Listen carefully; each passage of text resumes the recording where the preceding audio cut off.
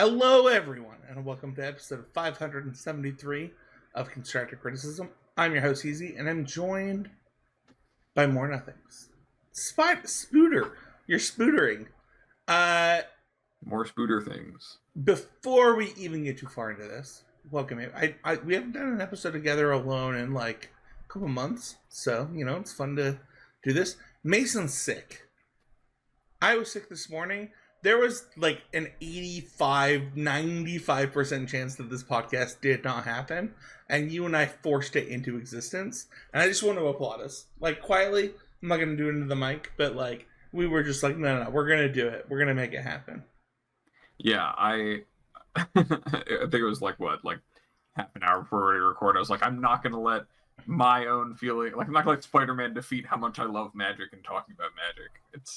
Today may not be the day for us health wise, but we'll be damned if we don't get an episode out. Yeah, I just for context, like, I woke up at 5 a.m. just completely sick, and by 2 p.m. was better. So I'm pretty sure that I had food poisoning. Mason just can't talk right now, and you had some other stuff happen, and it was just like, oh my gosh, are we just gonna miss a set review? Because like, Mason's not gonna be better tomorrow. Abe's really busy. I'm really busy. Like, are we just gonna just skip it? And I don't know. I just want to applaud us for that. Before we get into the show, I want to talk about a couple of things. The first is the state of magic, because we didn't get to talk about it last week. People are really upset about standard. And then there's this set. The set that's coming out that was supposed to be a really small additional set that became a full set, that became a full release, that added a lot to our podcast stuff. And I was not made aware of this until about a week and a half ago. And then I was really made aware of it last week, Abe. But I obviously, because I told you this before we hit the record button. But did you know we're the last that people know of weekly competitive Magic podcast? The first and the last, baby. For Constructed, yes. Yes, I guess that's the true. The truth is that is true. And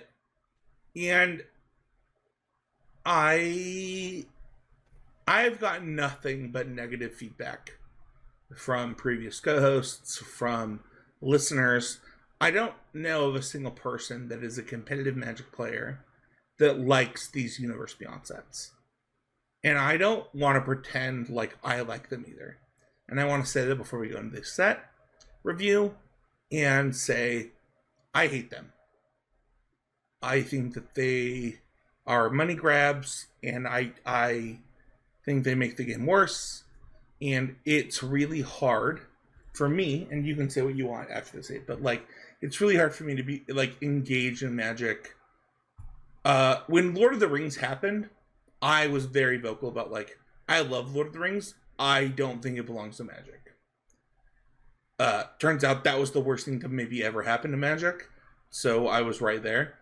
I don't think that that's the case with Spider-Man, but like, there's 38 Spider-Man or something. I don't know the actual number. I'm pulling this out of my butt, but like, what? This is stupid. Like, you could have just made this any other thing to not impact competitive Magic. Yeah, I don't know. I don't want to spend too much time, like, something that I think that is really unproductive, that is very tempting to do as a Magic personality and as podcast host, is talk about how much you don't like Magic in a moment. No, I love Magic. Hold on. Right. Let me not. No, I'm saying like that. No, but I'm speaking about Magic as like a product, right? Like Magic as a Hasbro managed product and brand. Like, there are plenty of things you can say about what you don't like. What I will say is that I am, and I'm right there with you. I have been,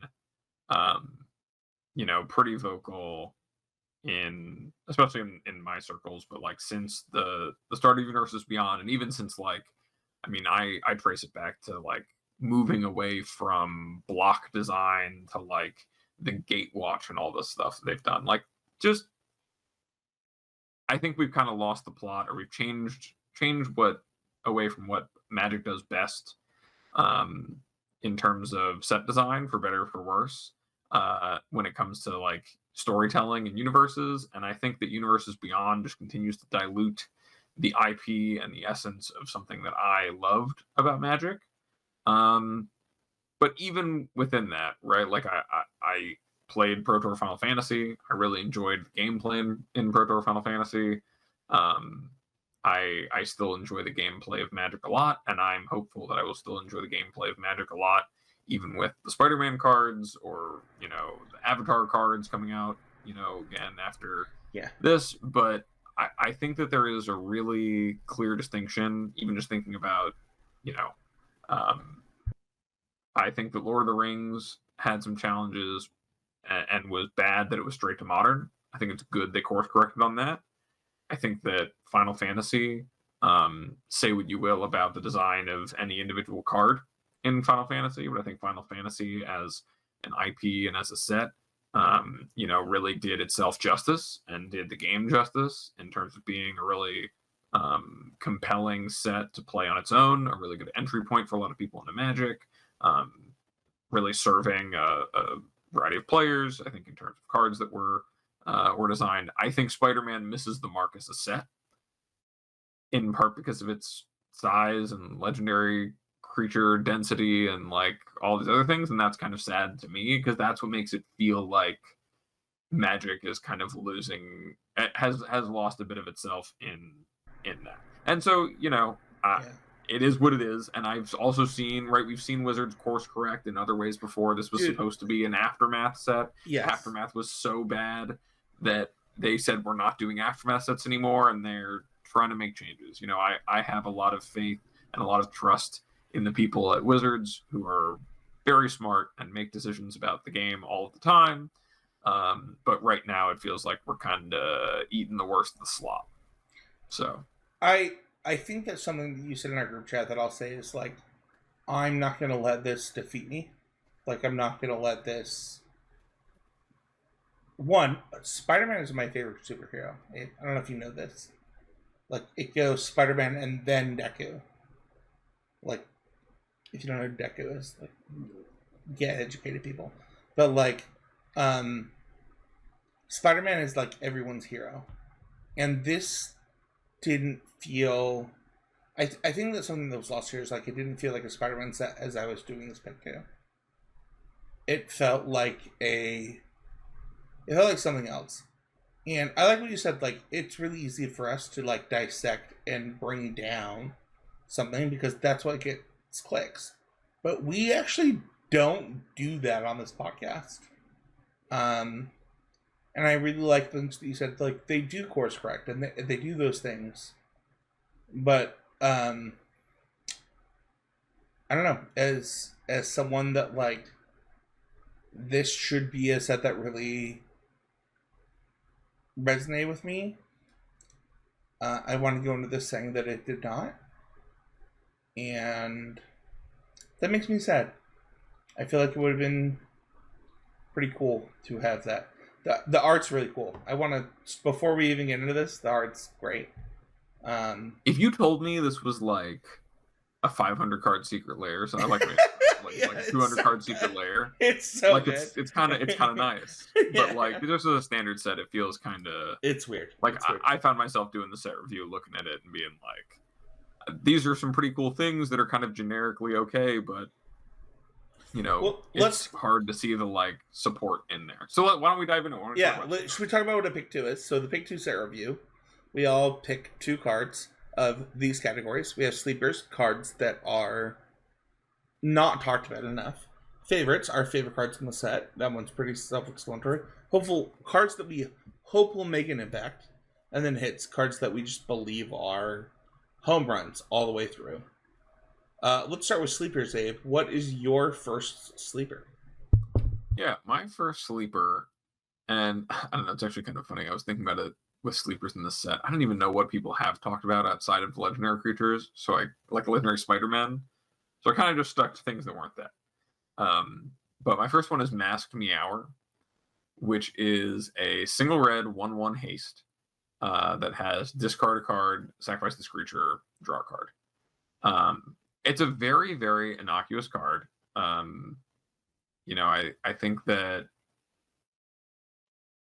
I mean, even looking at like standard right now, the red 1-drops aren't super dense. I really like this as a better version of Insolent Neonate. Just like Insolent Neonate being a 1/1 menace vampire creature with this ability.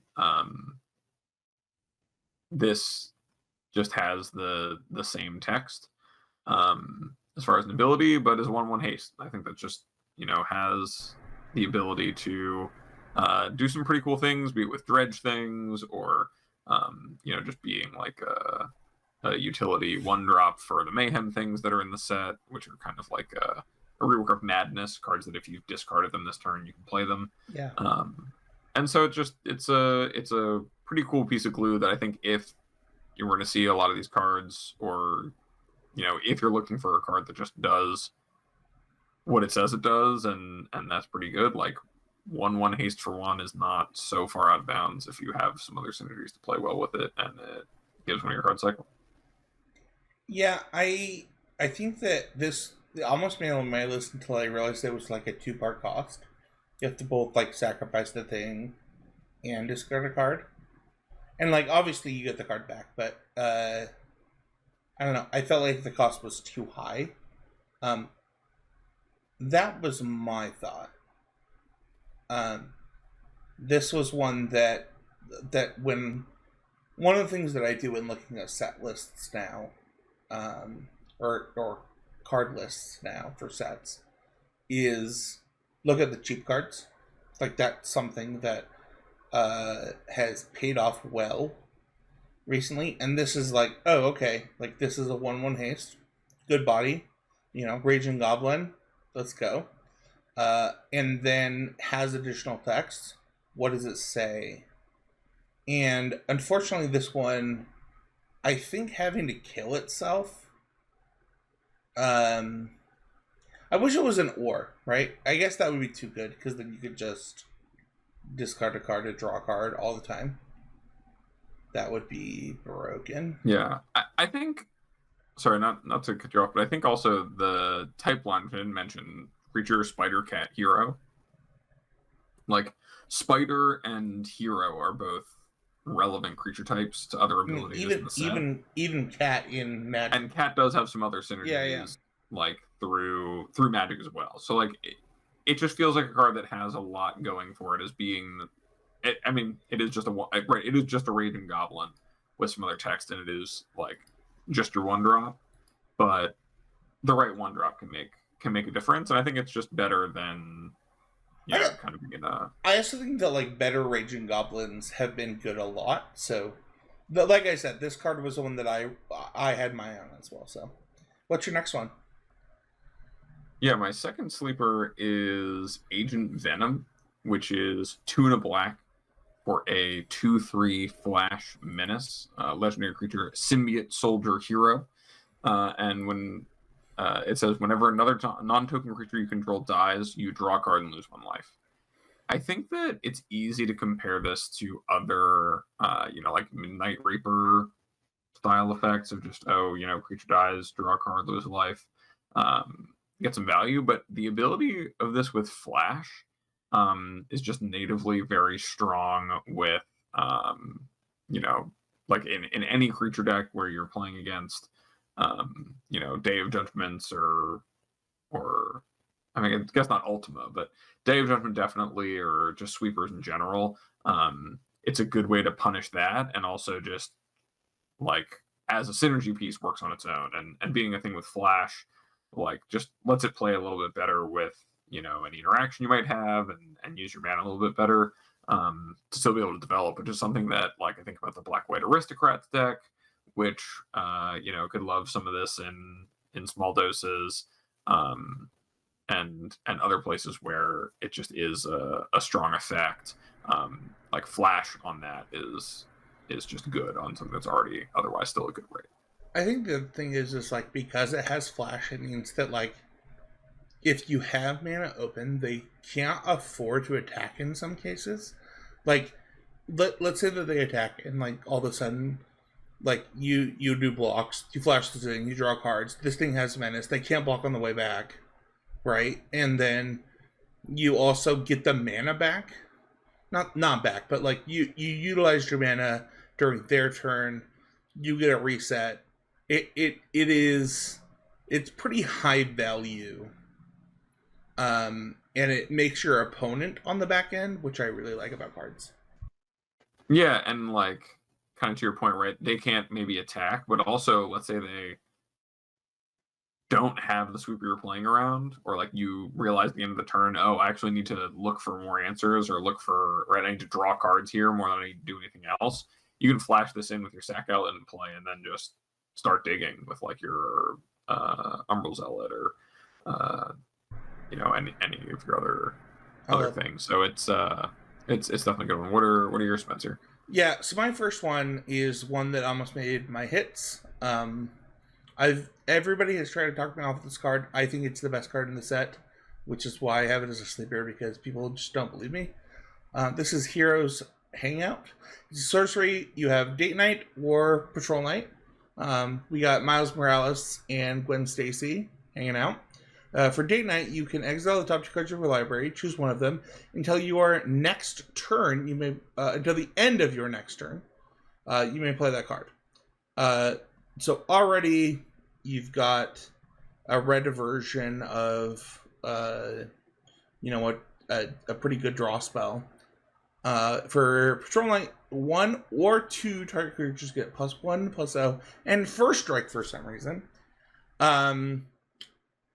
I think this card enables prowess decks in a real way, including things like Slickshot Show Off and things like Gruul or Is It, especially when we consider the bans that are coming up. I think this is the actual best card in the set, and the fact that people aren't talking about it the way blows my mind. I don't know if I'm ready to say best card in the set, but I do think that when you move away from playing, like, blue cantrips, right? Let's say you wanted to play a Boros deck that has access to this as a way to trigger, Valiant synergies or anything like that. This is a way to do that with, like, that mode, or just redraw with it with. I think this card might be modern Pioneer playable. I think this card is really good. What'd you say? I think it's certainly Pioneer playable. Yeah, definitely. I don't know if I'd go as far as modern. I think this card is the biggest sleeper in the set. The fact that people, like, read this card and were like, oh, it's like a bad cantrip and, like, a medium pump spell that, like, they know you have first strike before. It's like, yeah, but it does both. Like, it does what you want when you want it. And I feel like that's underrated. And also, 1 red? I don't know. I mean, to your point of, like, Valiant and Prowess, like, Valiant especially, like, man, can you imagine if we had Mouse right now? Like, this card would be crazy. In Pioneer, Hearthfire Hero into Emerald Champion into playing this on both is, like, not a bad way to start your game. Yeah, I agree. That's this card. My next one, I had to read multiple times. And listen, if I'm wrong, just leave a comment. I'm okay with that. Did we get Rampant Growth? A red Rampant Growth in Band is kind of how I read this card. So this is Urban Retreat. It's not even red. Like, all right, so it's a land that enters tap that adds green, white, blue. And you can pay 2 to return a tapped creature you control to your hand to put this card into play.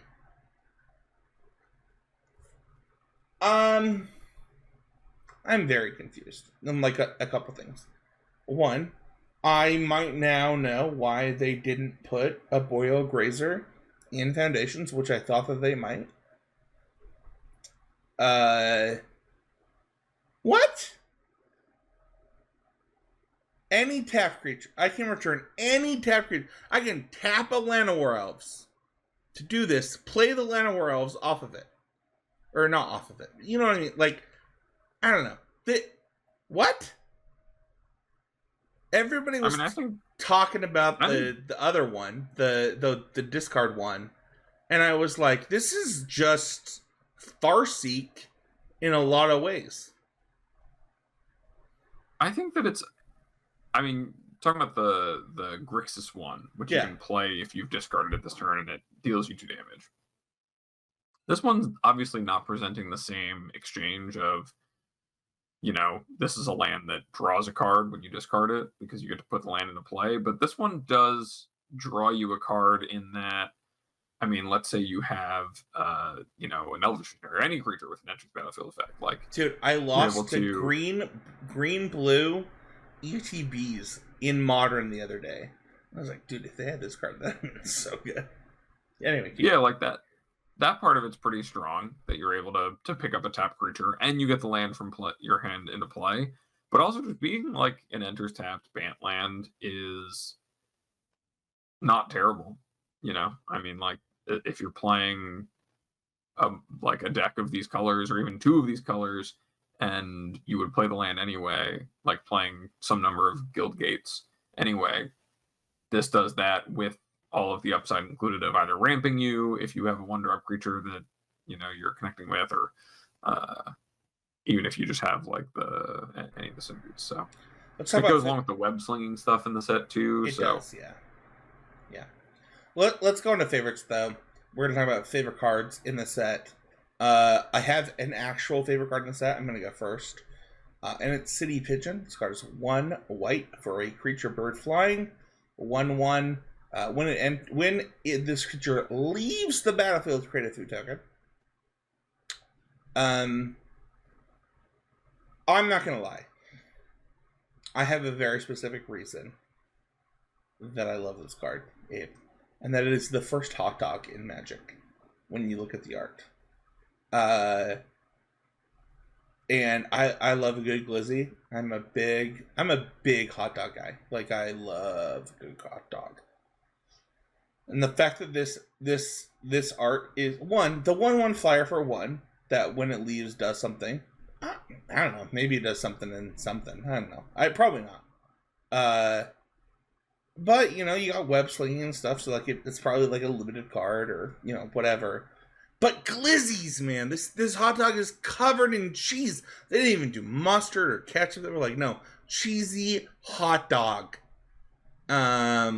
I actually want this art. I actually also don't think that this is like computer generated. I think this is like an actual like like real painted or something picture. And then there's a bird with a donut around its neck in the back. I was gonna say, if you didn't mention my man wearing the donut bling bling in the back, I mean, that's really, the glizzy's one thing. The donut necklace, that's another. He's just waiting for him to miss. The dude's got a donut around his neck. He's like, dude, if you miss this, I'm gonna get it. You know that guy's a sharpshooter too. He got the donut around his neck. He's going hard. Is that a weird favor? Listen, the second this card was spoiled, I messaged my friends. I'm like, listen, I'm not about like a lot of things in Magic, but the first glizzy in Magic, let's go.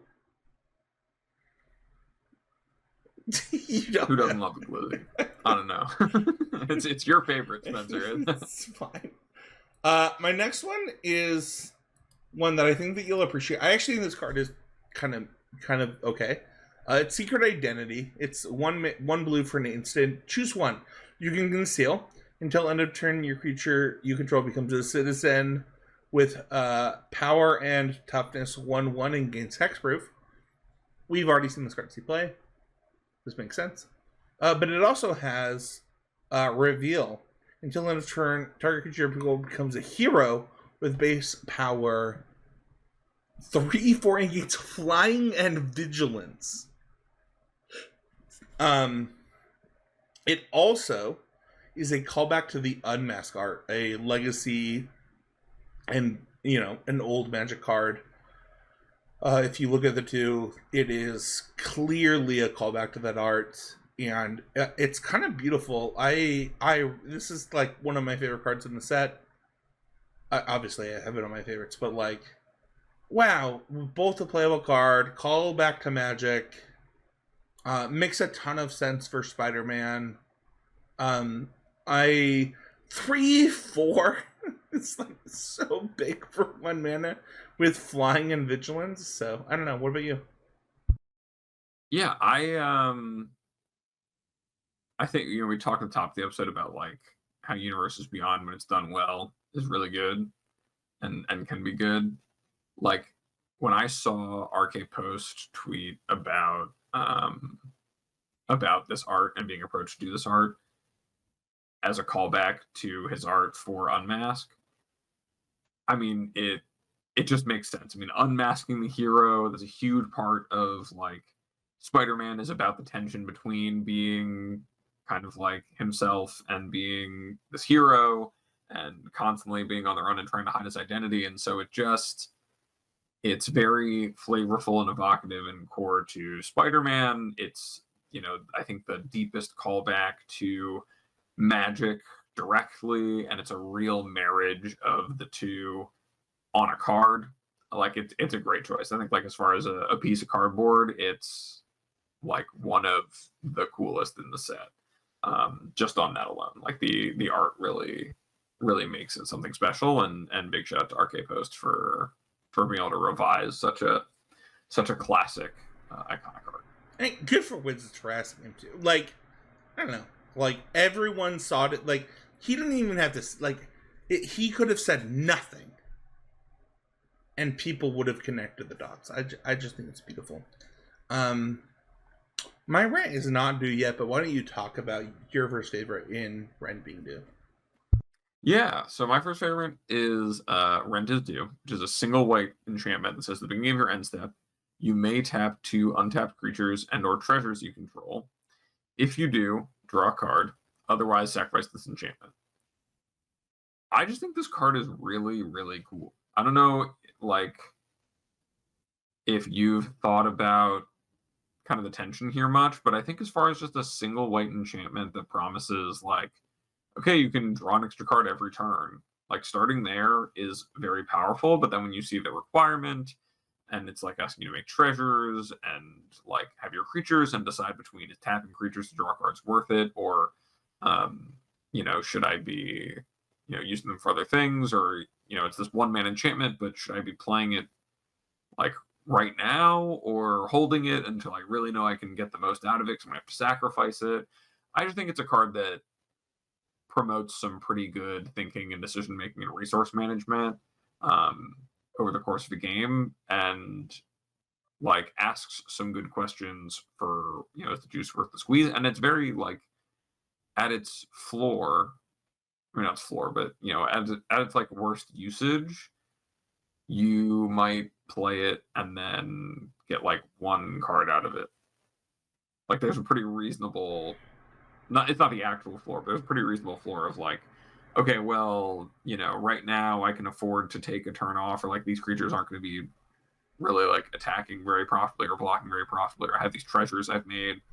Let me just draw cards with them because I don't need to do anything else with them now. Cycle this thing for 1 mana. 1 mana is the floor, and maybe I decide next turn I want to get a card out of it as well. Dude, you and I were all in on treasure stuff, New Capenna. I don't know if you remember that. It was like very on. How many years ago was that now? New Capenna, treasure, aggro, whether it was Boros, whether it was green-red, or whether it was red-white. You and I were really high on this. This would be a card that like those type of decks would play in the sideboard. 100%. Like if this was in New Capenna, it actually might have been really good. Like straight up good. So Yeah, it's the kind of card that I'd be excited to see in like someone's cube. Like if I saw it, I'd be really happy to play with it. I think that's just really awesome. agree. I agree. My second favorite is actually in a similar vein. It is Parker Luck, which is 2 and a black for an enchantment. It says at the beginning of your end step, 2 target players each reveal the top card of their library. They each lose life equal to the mana value of the card revealed by the other player. Then they put the card they revealed in their hand. So the way this works, if you couldn't really catch that from just hearing it, it's like we both have Dark Confidants, but my opponent loses for what I reveal and I lose for what they reveal. So if you build your deck to have more expensive cards and whatever, you're going to deal more damage to your opponent on average than they're going to deal to you. You're still drawing extra cards. And I mean, so are they, but the symmetry there is in your favor. I think there's just got to be like, I can imagine seeing some Karuga Fires Pioneer deck that's playing this, or has whatever ways to abuse this effect while playing like cheap to cast but expensive in hand things, and using this like as a way to supplement that and really add some closing speed, while also just being a kind of just a good the flavor is good, the like gameplay is fun, to just kind of choose it, and there's a promise there of something that's fun and exciting when you trigger it at the end of your turn, and I always love that. I think I'm going to lose to this card at least some amount of the time on Arena, and I love that about the card, but also hate it about the card. So let's talk about hopefuls, though. What your first hopeful is actually one that I almost put on my sleepers, but knew you were going to put it on your hopefuls. Like 100%, not even joking. I was like, "Oh, is this a sleeper?" I was like, "It doesn't matter." Abe's gonna put on his hopefuls. We're gonna talk about it. So let's talk about it in Inspired Inventor. Yeah. So my first hopeful is Lady Octopus, Inspired Inventor. It is a single blue for a legendary creature, human scientist villain. It's 0/2 that says whenever you draw your first or second card each turn, put an Ingenuity counter on Lady Octopus. And as tap, you may cast an artifact spell from your hand with mana value less than or equal to the number of Ingenuity counters on Lady Octopus without paying its mana cost. Not only do I think this card is like a card I'm hopeful for, because I think it's just really sweet, it also is kind of like seems a little busted. Yeah, right? I think that the thing that might be lost on people is that it is the first or second. So if you draw a second card with this card, you still get to do it. So like by turn 2, this could have 4 counters on it. Well, the turn you play it. Oh, you're right. You're right. Get a counter, but it doesn't. I guess say it'd be on 3. Your turn. 3. Well, so you could like play this in Modern. Yeah. And play Mishra's Bauble and crack the ball on your opponent. I'm just saying, it's not 1 per turn, and it's also not 1 per your turn. Like this is woo. Yeah, this generates a lot of mana pretty quickly, and also, I mean, even if you just play it, and then maybe you are playing in Modern, you do play with Mishra's Bauble. You play it, and you get 2 counters on it. On like by the time it's your turn 2, that is Soul Ring. Right, like that, you just have something that taps and plays a 2 mana spell. Playing this in blue-red, like the blue-red artifact decks with Vivi, you could play this in Modern with like Corey Steelcutter and just go, okay, this on turn 1, bauble, turn 2, tap it, put in Steelcutter, play another spell, trigger. Like there's so much upside. Well, here. To be clear, what won't be missed there is you actually cast the spell. You tap it to cast the spell. So like Steelcutter, for example, it counts as the thing that you're casting. Yeah, and I mean, all in all, it is also a blue legendary creature, which works with Mox Amber. And there's a lot of playable artifacts you can fit in your deck when you have a card like this that maybe you wouldn't be able to justify otherwise. Like if you have like a Mystic Forge deck, or like even just playing like a Karn package in your deck. Suddenly, if you have this card and it goes unchecked for a while, like Karn minus while you have Lady Octopus with like 4 counters is completely different in application. Even with 2 counters, it's a completely different application than Karn with nothing in play. And so I just think it's a very, very powerful high upside card, but also one that I think requires enough time invested into it to be really, really good, that I'm hopeful it has a chance, and I think it would make some pretty cool decks even cooler. I love that. Talk to me about the worst Spider-Man villain in history. I'm gonna pretend that I know that that's Eddie Brock, because my next hopeful is Eddie Brock. But Eddie Brock is a 2 and a black legendary creature, human hero villain. It is a 3/3. And when he enters, you return target creature card with mana value 1 or less from your graveyard to the battlefield. But he also is a modal double-faced spell, because he has the ability 3 black, green, red, transform Eddie Brock, activate only as a sorcery. So you can either play him as a 3-mana 3/3, get back a small creature, and then while he's in play, pay that 6 mana to try to transform him as a sorcery, or you're able to cast him from your hand as Venom, Lethal Protector, for 3 black, red, greens. That same cost you would have paid to transform it. And Venom is a symbiote hero villain. It's actually both, fitting, and is a 5/5 menace, trample, haste, that whenever Venom attacks, you may sacrifice another creature, and if you do, you draw X cards. Then you may put a permanent card with mana value X or less from your hand onto the battlefield, where X is the creature's mana value. So, I don't know. I think that with the, I talked about the black-white sacrifice decks. I think Sephiroth has been a good addition for those. I think there's room for a bit more value in them sometimes when I've seen them or have played them, and I think that Eddie Brock at face does a good job of that, not just being like, okay, I'll draw another card like Sephiroth does, but let me get back what I need, which is just more bodies in play and kind of saving a mana there too, and then also having an upside of being just a bigger threat that you can kind of cash in on or invest into. Also seems pretty okay, but just at face, like 3-mana 3/3 that gets back a creature, and I think that plays well in the deck with the upside of turning into a real threat that can generate some card advantage in the longer game is pretty good. I think this card's really good in the Jund Sack deck, in Pioneer specifically. Also, I was just kidding about the Eddie Brock hate. I was making a joke about the movies, and Eddie Brock is great. I was just kidding. It's supposed to be good in Insidious Roots, if like in Standard. Yeah. Okay. Maybe Molt Tender and some of the other. That deck has not seen the life of day since the Planeswalker rotated, but Typar. Yeah.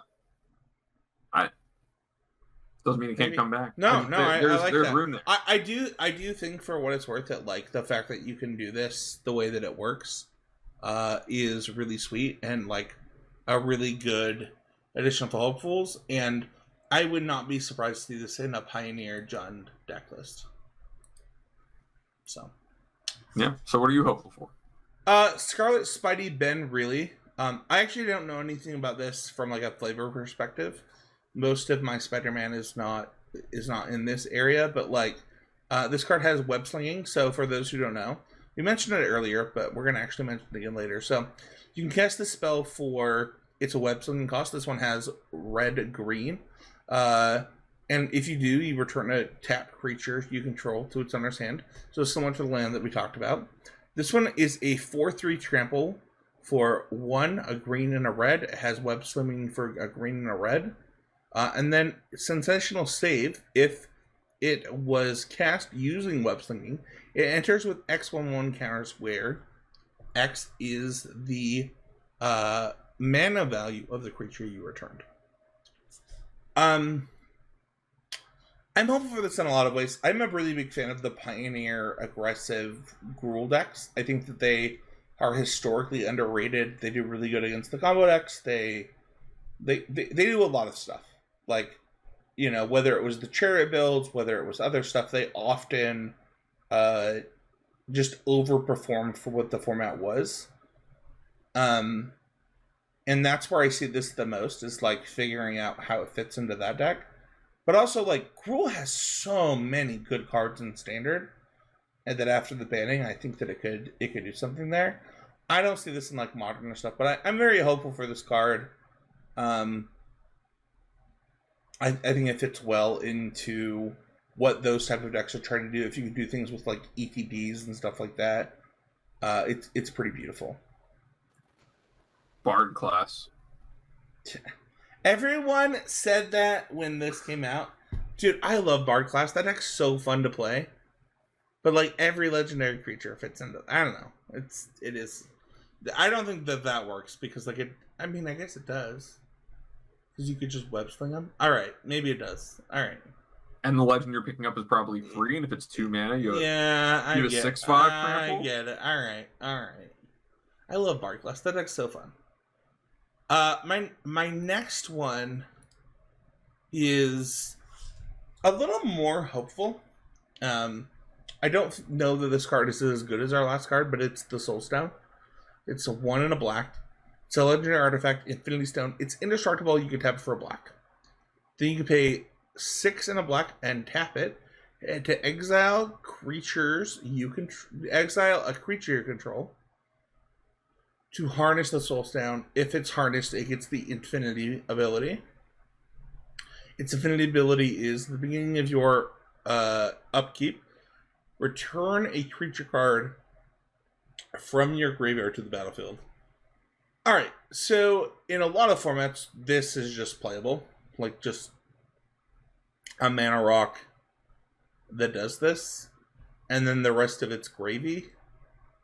I am hopeful this makes some kind of ramp deck better. Or that I just get to play it in cube a bunch and be really happy. But either way, this card's so strong. It doesn't even enter tapped, Abe. You just get it. I don't know. Yeah, I was gonna say I'm surprised. I was a little bit surprised that this is one of your hopefuls, because I thought you were gonna just pop it in a hit. Like, I think a 1 and a black mana rock in black is a really, really powerful effect, and all of the rest of that is great. I mean, we've seen decks before playing, like, I mean, even in Modern Smith, they play Mind Stone, you're playing Talismans, like, just when you are able to get the mana back immediately. I'm hopefully. It's true. It's true. But I just, it is a really strong card, and any mana rock that's 2 mana, taps for colored mana, and then also has the upside of being its own flood mitigation, seems all right with me. I'll go into hits to start us off. These are cards that we just believe we'll see play. I'm going to go with Rana's a Rampage as my first one. This is sorcery. Target creature can go +1/+0 until end of turn. It fights a creature an opponent controls. When excess damage is dealt to this creature an opponent controls, destroy up to 1 target non-creature artifact with mana value 3 or less. Okay, I have talked about the theory of words on this podcast a lot. This card is hybrid green-red, because I didn't say that correctly at the beginning. What the heck? This card will see play. I have no doubt, Abe. I don't know what format. I don't even care what format. But I know for a fact that this card will see play. I mean, I think like Dreadmaw's Ire was a card that people constantly had their eyes on. And this is so much better. Yeah, and this is a lot better than Dreadmaw's Ire. It's much easier to line up. Well, your opponent has to have a creature too, but it's a lot better at its floor, being just a fight spell, and being a 2-for-1 or 2-for-2, or even just the better prey upon, all of those seem like pretty okay ways to go. I, I don't really have a lot to say. Like, this card is like, sometimes a card is like clearly pushed. You're like, oh, okay. They either see a problem previously or in the future, and they have giving Wizard of the Coast credit. Like, they've said we need this card, and that is how I read this card. Whenever I was like, hybrid green red, what? Like, this is strong. This is really good. My next one is also on your list. I will read it and then we can talk about it together. But we have Spider Sense. It is 1 in a blue for an instant. It has a web slinging, which is something we talked about for blue. And then you can counter an instant, a sorcery, or a triggered ability.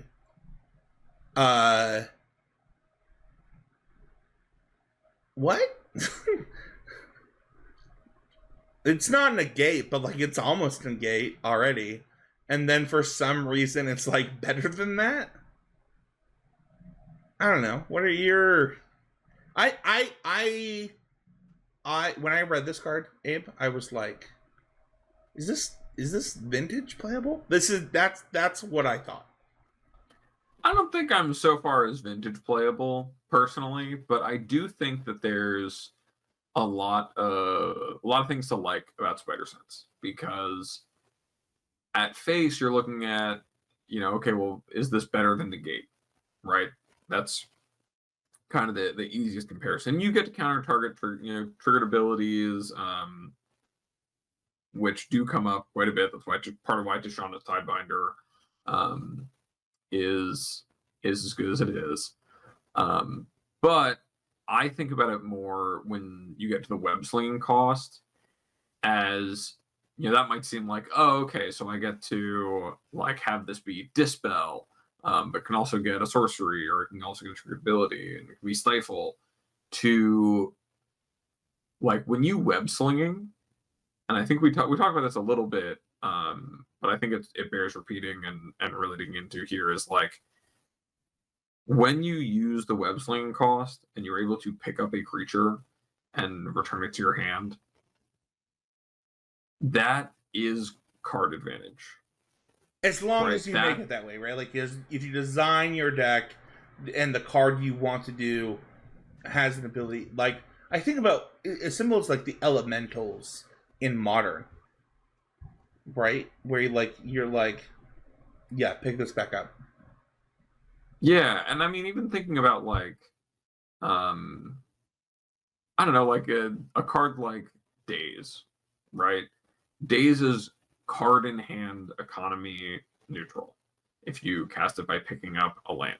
And that sometimes winds up mattering because you have something to do with cards in your hand, like cast Brainstorm and put those lands away. Or it was just important in case of Daze that you were able to cast it, and so returning a land isn't the end of the world.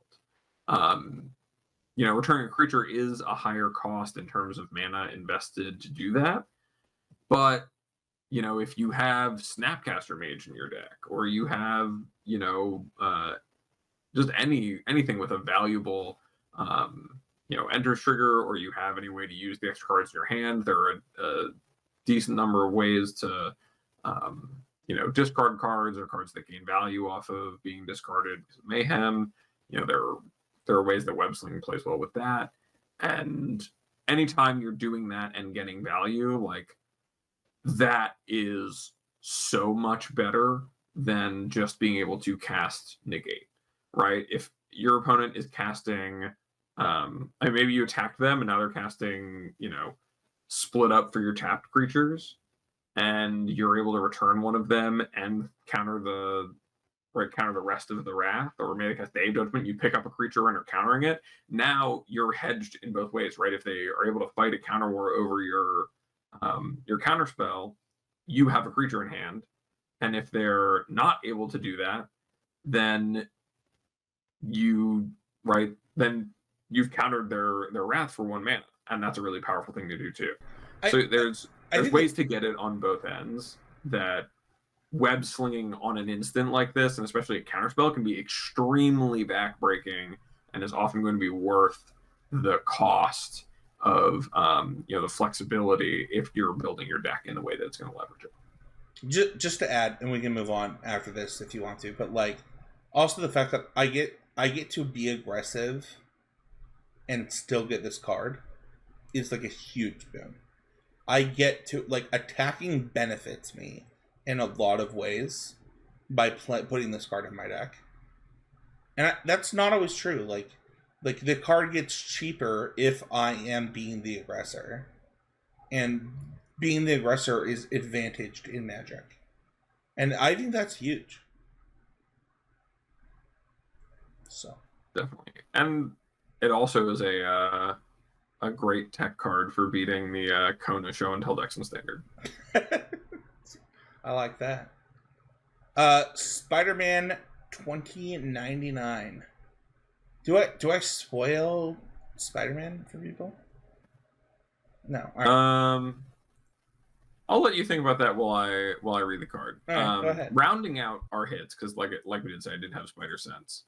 But I do think truly saving, in my opinion, the best of the set for last is Spider-Man 2099, which is blue-red for a legendary creature, Spider-Human Hero. Now, it does have a drawback from the future, which is you can't cast Spider-Man 2099 during your first, second, or third turns of the game. So it has the Sarah Avenger text, but it is a 2/3 with double strike and vigilance. And at the beginning of your end step, if you've played a land or cast a spell this turn from anywhere other than your hand, Spider-Man 2099 deals damage equal to his power to any target. Now, I don't know if anyone listening to this podcast has played the standard format recently, but there is a combination of Magic cards that has been pretty popular, which is Proft's Eidetic Memory and Winter Night Stories. If I can interest you in not only just Proft's Eidetic Memory on a double strike vigilance creature, in blue-red being a good thing to do that also has the upside of maybe I will cast a spell from exile, right? A warped creature, maybe a Quantum Riddler, or I will cast a harmonized spell like Winter Night Stories from my graveyard and be able to trigger this and get 2 points of damage where I want it. That's pretty cool.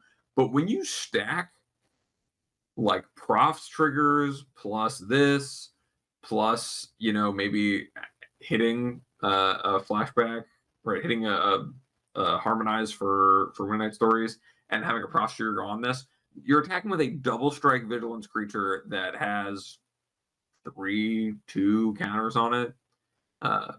Maybe 3 is at a minimum, maybe more. With vigilance. Yeah, with vigilance. So you're good to block. And then because you cast the spell from your graveyard, you're getting that infamous third strike.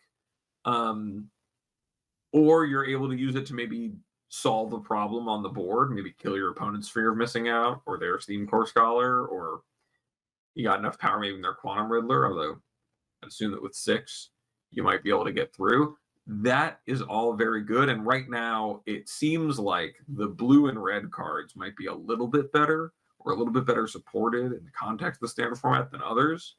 The point where I think this card has a chance. Yeah, this card seems really good to me. I really also like if there's a way, I'm not saying that this exists, but what's really funny to me is that if you unburial rights of this card, it does its ability, which I find kind of funny. If there was a way to return this card from your graveyard via flashback or via a card from your graveyard, it would already trigger and would circumvent its own thing. Yeah, if you play something from your yard, yeah, it brings it back. Yeah. Why? Or you play like Crucible Worlds. There you go. Oh, and what's funny is we have a Crucible Worlds creature in standard.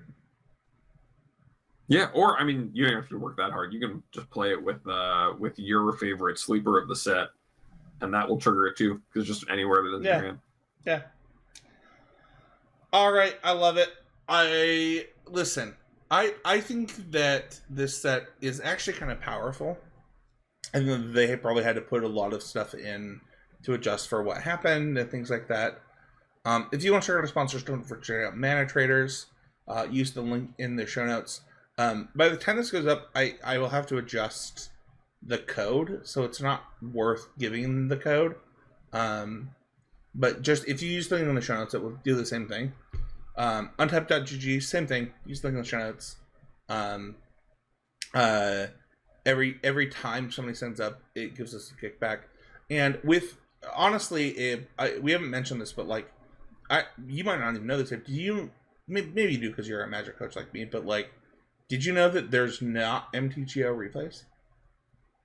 I did know that there are not MTGO replays currently, and that you have to like download OBS and do some screen recording if you want to go back and watch the replays. So, fun fact about Untap.gg is that if you get the premium subscription, not only do you get replays, but you can like adjust them like by turn, interaction by interaction, things like that. I use it in coaching. I recommend it to every person I coach. And if you click in the show notes, it's very helpful. You also check out the swag store. We were unpacking some more stuff finally. And I have a mug downstairs that belongs to Abe that I have to mail to him. It is on my counter. Can't wait for episode 1000 when I get the mug. I know, it's going to be crazy. My wife is like, "Hey, isn't this Abe's?" And I was like, "Yeah, I lost it." I meant to send that to him before we moved. So probably something I do this week. Those are our sponsors. Check out the swag store. And there's no ways improving our Patreon shoutouts this week or Patreon questions. But I will say, like, I think Abe, you said something really powerful at the beginning and in our group chat of like, Magic is just fun.